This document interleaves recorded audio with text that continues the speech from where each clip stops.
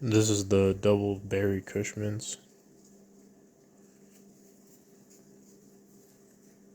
An incredibly terpy pheno.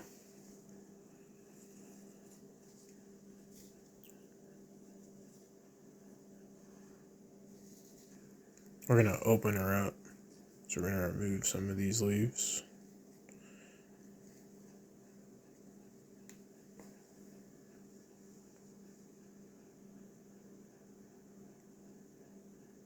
Inspect them.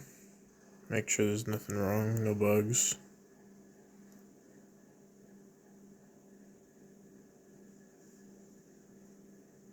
Nothing weird going on. What I like to do is I just throw it back on the bottom of the pot. I feed my soil. So we took one right here. Now all of this is going to come up. And we'll take another right here. And all that side will all come up. I don't have to top it. This strain just naturally bushes out. She'll be a big old berry bush when she's done. Happy growing, everybody.